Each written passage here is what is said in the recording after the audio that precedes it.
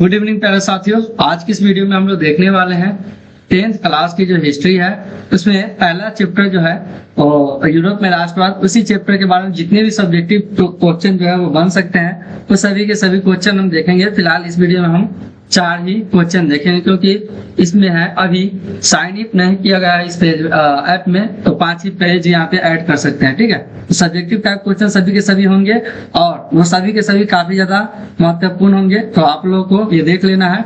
आप लोगों ने अगर अभी तक ये क्लास नहीं किया है तो आप लोग सबसे पहले वो चैप्टर जाके अपना क्लास कर लीजिए, यूट्यूब से कर लीजिए या आप ऑफलाइन कोचिंग करते होंगे तो वहां से भी आप कर सकते हैं। उसके बाद आप इसे देखेंगे कि ये क्या है। ठीक है, वास्तव में ये किताबी लैंग्वेज में इसका अर्थ क्या है। तो पहला क्वेश्चन जो इसी के साथ हमारा यूरोप में यहाँ पे है कि राष्ट्रवाद क्या है। ठीक है, इससे पहले आपसे छोटी सी रिक्वेस्ट है, चैनल पर पहली बार है तो वीडियो को लाइक कीजिए और चैनल को सब्सक्राइब करके इसे अपने दोस्तों के साथ शेयर कीजिए। और सब्सक्राइब करने पर आपका ही फायदा होगा कि आपके पास जो वीडियो है वो लगातार आती रहेगी। ठीक है, तो चलिए आज की इस वीडियो को बिना देर किए स्टार्ट करते हैं। ठीक है, तो यहाँ पे क्या है, पहला है कि राष्ट्रवाद क्या है, मतलब राष्ट्रवाद का अर्थ क्या है, मतलब उसका मतलब क्या है, ये हम देखेंगे। सीधा थोड़ी है कि राष्ट्रवाद क्या है और कुछ समझे नहीं, किताबी लैंग्वेज में याद करने से अच्छा आप इसे समझ लीजिए, अच्छा रहेगा। ठीक है, तो हम देखेंगे यहाँ पे कि राष्ट्रवाद क्या है। इसे सामान्य अर्थों में राष्ट्रवाद का अर्थ क्या होता है। सामान्य अर्थों में राष्ट्रवाद का अर्थ होता है अपने राष्ट्र के प्रति सोच और लगाव की भावना का विकास करना। ठीक है, ये लाइन आप लोग पहले समझिए कि राष्ट्रवाद का अर्थ क्या होता है सामान्य भाषा में। तो सामान्य भाषा में आप इसे समझ सकते हैं कि आप अपने राष्ट्र के प्रति सोच और लगाव की भावना का विकास करना। दूसरे अर्थों में दिया हुआ है कि दूसरे अर्थों में राष्ट्रवाद एक ऐसी भावना है जो किसी विशेष भौगोलिक, सांस्कृतिक या सामाजिक परिवेश में रहने वाले लोगों में एकता की वाहक बनती है। ठीक है, तो ये दूसरे शब्दों में है। तो यहाँ पे 2 शब्दों में 2 अर्थ बताए गए हैं राष्ट्रवाद के बारे में। तो यहाँ से आप इतना कर सकते हैं, तो इससे आपका लघु उत्तरीय जो प्रश्न है वो सॉल्व हो जाएगा। ठीक है, अगर आप यूरोप में राष्ट्रवाद पढ़ रहे हैं तो पहले आपको पता होना चाहिए कि राष्ट्रवाद आखिर में है क्या। तो वही यहाँ पे जो है ये परिभाषा है। नोट्स आपको इसी को क्या करना है, स्क्रीनशॉट कर लेना है। स्क्रीनशॉट आप ले लेंगे यहाँ से तो आप नोट्स बना सकते हैं, और वैसे आप अगर आपने बनाया होगा तो और अच्छा है। ठीक है, अब देखते हैं दूसरा क्वेश्चन कि क्या है। दूसरा क्वेश्चन है कि यूरोप में राष्ट्रवाद को फैलाने में नेपोलियन बोनापार्ट किस तरह सहायक हुआ। ठीक है, यानी यूरोप में राष्ट्रवाद को फैलाने में नेपोलियन बोनापार्ट जो है वो किस तरह सहायक रहा, वो यहाँ से अब देखने को मिलने वाला है। ठीक है, तो हम लोग ये देखेंगे। तो उत्तर क्या होगा इसका कि यूरोप में राष्ट्रीयता की भावना के विकास में फ्रांस की राज्य क्रांति के पश्चात, मतलब फ्रांस की राज्य क्रांति के बाद की बात कर रहा है, बाद नेपोलियन के आक्रमणों ने महत्वपूर्ण योगदान किया। ठीक है, मतलब समझना क्या है कि यूरोप में जो राष्ट्रीयता की भावना के विकास में फ्रांस की राज्य क्रांति हुई थी ना, उसके बाद नेपोलियन के आक्रमणों ने महत्वपूर्ण योगदान दिया था। ठीक है, अभी यहाँ से देखेंगे हम लोग कि फ्रांसीसी क्रांति के राजनीति को अभी जातीय वर्गीय परिवेश से बाहर कर उसे अखबारों, सड़कों और सर्वसाधारण की वस्तु बना दिया। यूरोप के कई राज्यों में नेपोलियन के अभियानों द्वारा नव युग का संदेश पहुंचा था। ठीक है, तो यहाँ से हमने दूसरा क्वेश्चन भी देख लिया। अब हम लोग देखने वाले तीसरा क्वेश्चन, और जैसा कि मैंने आपको बताया है कि इस वीडियो में 4 ही क्वेश्चन, लेकिन दोस्तों यहाँ पे थोड़ी सी और इसी का कुछ भाग है जो नीचे में यहाँ पे ऐड नहीं हो पाया है, तो मैं उस साइड लिख दिया हूँ। ठीक है, तो यहाँ तक हमने देख लिया कि नेपोलियन के अभियानों द्वारा नव युग का संदेश पहुंचा।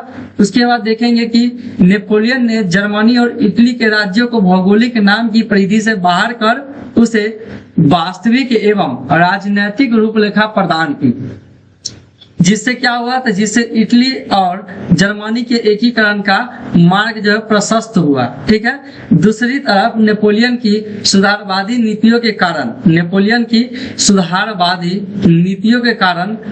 नीतियों के एक सेकेंड, यहाँ से मैं डॉट का साइज छोटा कर लेता हूँ।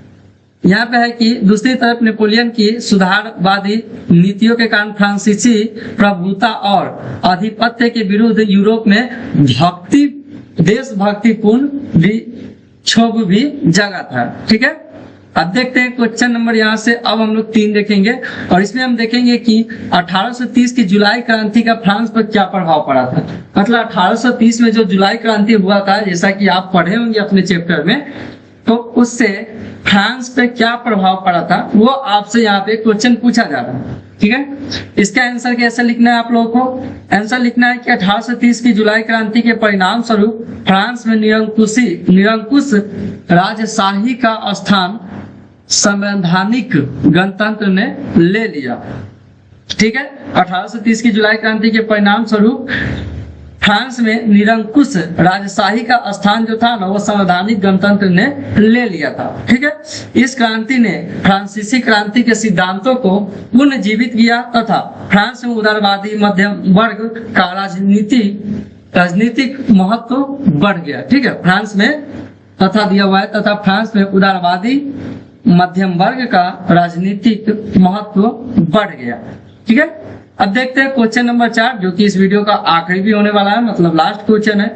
और इसमें टोटल अभी 5 ही स्लाइड हम ऐड कर सकते थे, जैसा कि आप यहाँ पे आप चाहें तो देख सकते हैं। यहाँ पे टोटल 5 स्लाइड ऐड हो चुके हैं और इस ऐप में अगर मैं लॉगिन कर लूंगा तो अनलिमिटेड जो है वो पेज हमको ऐड करने का मिल जाएगा, जो कि जल्दी हो जाएगा। और फिलहाल इतना लंबा वीडियो बना है और हो सके तो मैराथन भी वीडियो आ जाएगा अगर आप लोग की कमेंट रहेगी और सपोर्ट रहेगा तो। ठीक है, तो चौथा क्वेश्चन है क्या, पहले इससे पहले देखे थे कि 1830 की क्रांति। अब देखते हैं 1848 की फ्रांसीसी क्रांति के क्या कारण थे, मतलब क्या कारण था कि 1848 में फ्रांसीसी क्रांति हुआ था। ठीक है, वो कारण यहाँ पे आपसे पूछा जा रहा है।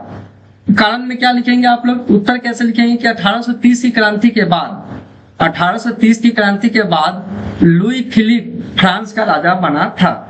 यहां से आपसे ऑब्जेक्टिव भी पूछ सकता है कि 1830 की क्रांति के बाद लुई जो फिलिप है वो फ्रांस का राजा बना, यहाँ पे लिखा हुआ है। तो आपसे क्वेश्चन पूछेगा कि 1830 की क्रांति के बाद फ्रांस का राजा कौन बना था, तो आपका आंसर क्या आना चाहिए, लुई फिलिप आना चाहिए।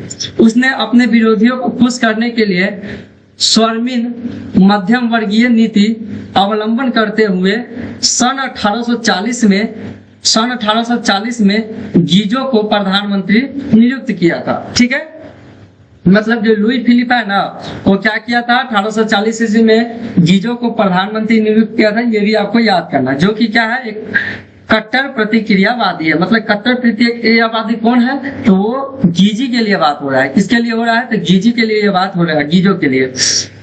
वह किसी भी तरह के वैधानिक, सामाजिक और आर्थिक सुधारों के विरुद्ध था। फिलिप के पास कोई सुधारात्मक कार्यक्रम नहीं था और न ही उसे विदेश नीति में कोई सफलता हासिल हो रही थी। मतलब विदेश नीति में भी उसे कोई भी सफलता हासिल नहीं हो रही थी और सुधारात्मक कार्यक्रम भी उसके पास कोई नहीं था। तो आज की इस वीडियो के माध्यम से दोस्तों हमने 10th क्लास की इतिहास की 4 जो क्वेश्चन देखे हैं, जो आपके सब्जेक्टिव टाइप के क्वेश्चन जो आप लघु उत्तरीय में लिख सकते हैं, और इसमें से कुछ ऐसे क्वेश्चन थे जो दीर्घ उत्तरीय में भी आप चाहे तो लिख सकते थे, जैसा कि क्वेश्चन नंबर यहाँ पे आपने 2 देखा। ठीक है, 2 क्वेश्चन नंबर देखा। अब चाहे तो 4 भी लिख सकते हैं, लेकिन कोशिश कीजिएगा कि आप जो दीर्घ उत्तरीय क्वेश्चन लिखे वो कम से कम 250 से 300 शब्दों में लिखे। ठीक है, बाकी दोस्तों आप लोग अपना प्यार बनाए रखिएगा और जितना ज्यादा हो सके चैनल को सब्सक्राइब कीजिए। आप लोगों की सपोर्ट की काफी ज्यादा जरूरत है। मिलते हैं फिर से नेक्स्ट वीडियो में। अगर आप लोगों की कमेंट रहेगी और नेक्स्ट वीडियो कभी भी अपलोड हो सकता है, इसका कोई डेट फिक्स नहीं है, क्योंकि ज्यादा लोग देखते नहीं है हमारी वीडियो को, इसलिए वीडियो ज्यादातर मैं शॉर्ट ही अपलोड करता हूँ। तो आप लोगों का कमेंट रहेगा तो मैं 1-2 घंटे का मैराथन कराकर पूरा हिस्ट्री भी चाहो तो सब्जेक्टिव टाइप जितने भी क्वेश्चन होंगे हिस्ट्री के वो सभी के सभी मैं करा दूंगा। ठीक है, हिस्ट्री के जो पहला चैप्टर है यूरोप में राष्ट्रवाद, इसमें टोटल 25 क्वेश्चन है। अभी इसमें से हमने 4 ही देखे हैं, बाकी देखते हैं कब वीडियो आता है। आप लोगों से इंतजार कीजिए और कमेंट कीजिएगा, जितना जल्दी हो सके तो मैं वीडियो डाल दूंगा। तो मिलते हैं फिर से किसी नेक्स्ट वीडियो में, तब तक के लिए दोस्तों आप लोग तैयार कीजिए। ठीक है।